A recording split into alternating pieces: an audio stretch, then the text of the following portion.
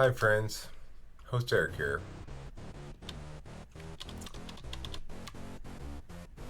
Host of Talking with Famous People,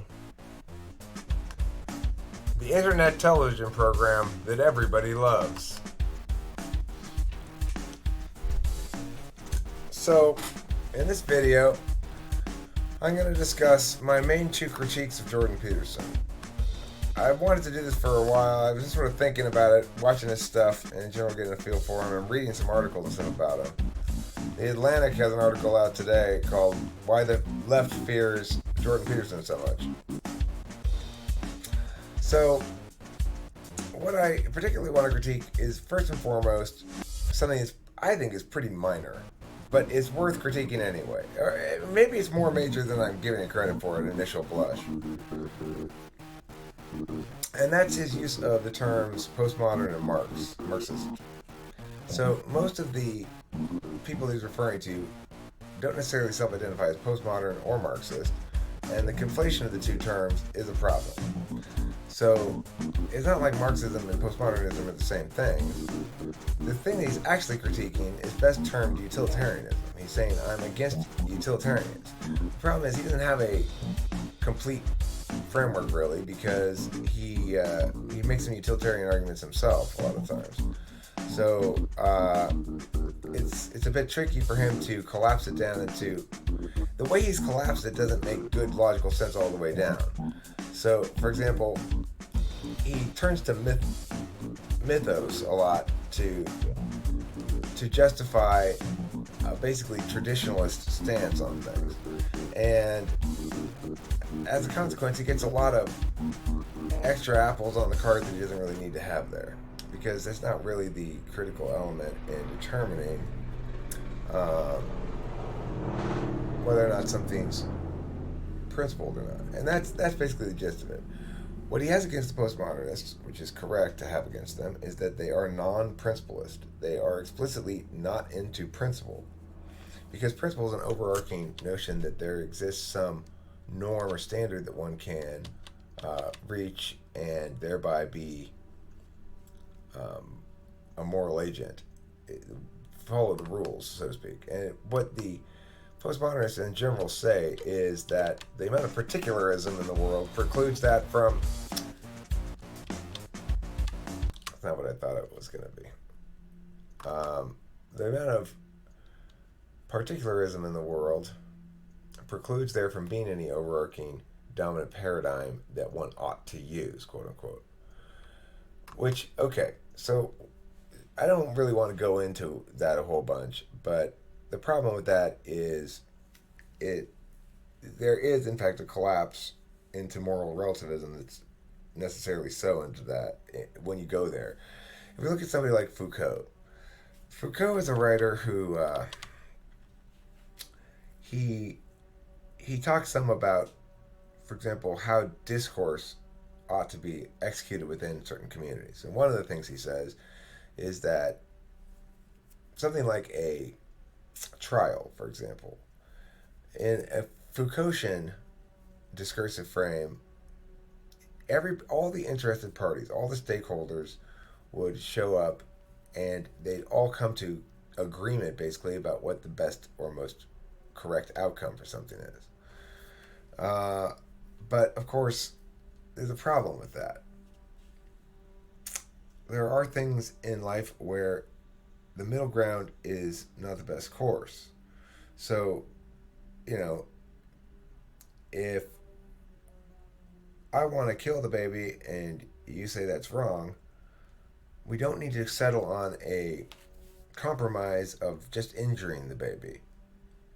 One of us is right and one of us is wrong. And it's important for people to understand that almost all disputes are best resolved by determining the right party and the wrong party. The one that is just in their claims because they're true or because they've got cause, like property or ownership claims or something like that. Either because they're true on a couple of different metrics like consistency or intentionality. People a lot of times get caught up in intentionality arguments all the time. which aren't very relevant with me because just because I'm angry doesn't mean I'm not being objective. There aren't very many types who do that quite as well as the ENTP, and probably few ENTPs that do it as well as debater ENTPs do it because we're trained in that, right? There's no there's no advantage in a debate round to clinging to an argument that's losing. You kick it, you concede it, you try to turn it around somehow, but you don't ignore what your opponent's saying and hope the judge didn't notice. That doesn't work. All right, so anyway, I don't know how I got off onto that thing. The second critique of Jordan Peterson. I'm going to make this a fairly short video. My second critique of him is his over prioritization of the universal in terms of people, his under prioritization of the universal in terms of principle, but he replaces that with mythos support.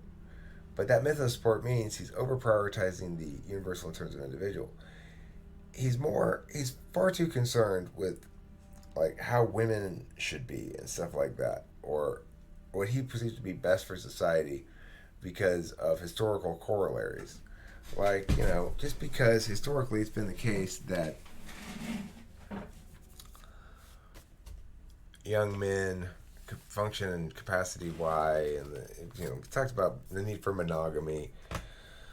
Okay, well, those sort of universals are the wrong kind of universals. We can't determine those decisively. We can determine decisively that when one enters into a monogamous relationship, one is obligated not to cheat because that's a contractual kind of a thing. You're breaching contract.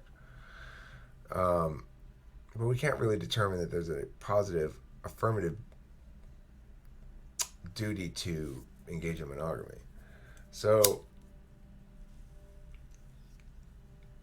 he generally seems to want individuals to conform to two things: his evolutionary frame, ironically, and also his narrative of universality, which says that humans are always expressions of that which has come before. There's nothing new under the sun, and they're just re-envisionments of universal and ancient myths. Well, I disagree. It's like the reason he says that is probably because he's an introverted intuitor. That's his dominant function. He's got both particularist functions on the flip side of his stack, which means he's got neither FI nor SI in the conscious stack, which means what? Well, he has trouble understanding that people are not patterns moving through time, that they are, in fact, open systems, that we evolve as we display a pattern, and that we deviate from those patterns, and that we can make real choices, and that we can have subjective preferences that matter a lot. So according to Jordan Peterson, clean your room, go out and slay dragons and whatever. Well, I should probably spend a little more time cleaning my room. But sometimes cleaning your room and slaying dragons conflict. Sometimes the dragons you need to slay are virtual dragons in a video game. And that might conflict with going out and doing other shit.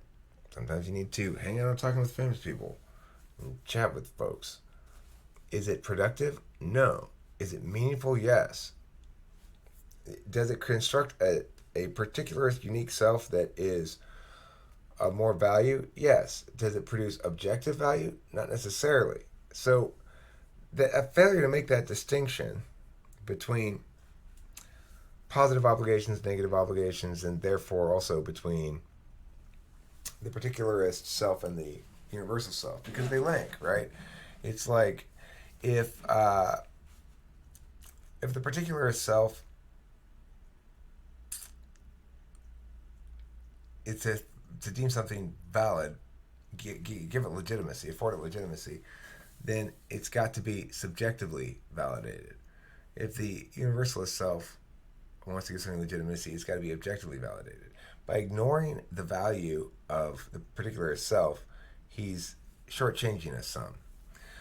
However, I will say, and what ends up happening is why is like 80% of the people who follow Jordan Peterson are dudes? Well, because obviously he's kind of off-putting to chicks because he's always talking about them as though they're not people, that they're just slaves to their evolutionary drives and stuff. I like to think I don't talk about them like that. It's true that women in general follow certain general rules, but not all of them do. And the ones who don't, it's not because they're dyke feminists who are turning away from traditional society because of their crazy wrongness or emotionality or something. It's because that's not them. You know, that's not they. Look at Susie. She's a dude in all of her manifestations. Like, her desk is a sloppy mess. She's not nurturing at all. She's not like traditionally feminine, but she's still sexy as fuck, you know? I mean, no, I'm not gonna try to get on her or anything. I'm not saying that. I respect that she and Abraham are in a relationship, and I'm in a relationship, and all that stuff, and it wouldn't be a good idea regardless or anything, but there's no denying that she's sexy, right? And she's not exactly feminine, but she's not masculine. She's like a dude in her behaviors, kind of, but not in her overall being. And that's legitimate. There's nothing wrong with that. And there's nothing wrong with me saying she's sexy. Even though, you know, it's like maybe a little bit awkward. But it's good to be truthful about things in general. You know she's sexy. She's got big old titties. She does. Abraham, you must enjoy hitting that shit. Anyway,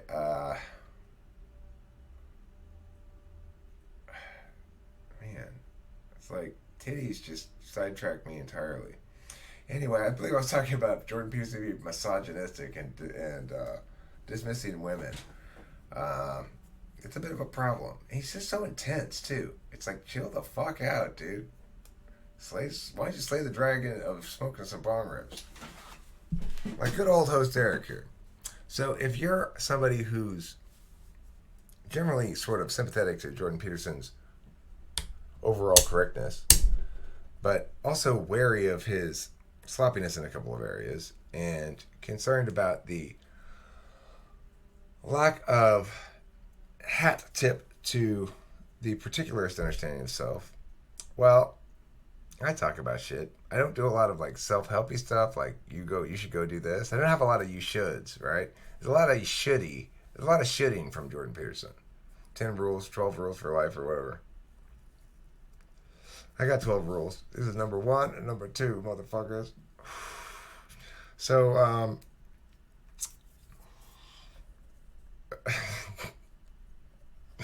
Kim would say, if Kim were here, she'd say, you're such a brat.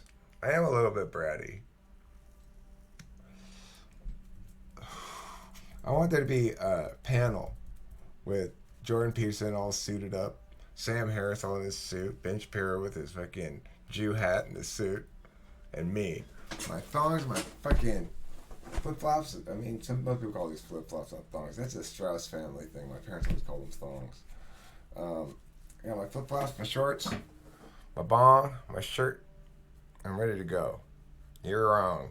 Jordan Peterson, you're wrong. Sam Harris, you're wrong. Fuck yeah. Like that. Just like that all day long. That'd be great. Ben Shapiro, suck it, motherfucker. Take off that stupid Jew hat. I got no problem with anybody. I got no problem with any races or creeds or anything. I just think it's funny. I mean, I don't care how Jewish I was. If I were Jewish, even if I were super Jewish, I wouldn't put on that silly hat. I mean, it would be cool. You could treat it like a frisbee as you're walking around and stuff. You could have like a floppy flying disc. That'd be fun, maybe. Who else is out there who can debate? Matt Christensen, I'm a little bit, I'd be worried about him. He's the best one of them all. He's the best debater of them all. He's definitely a debater. He's highly skilled. Matt Christensen, you get props from me for sure.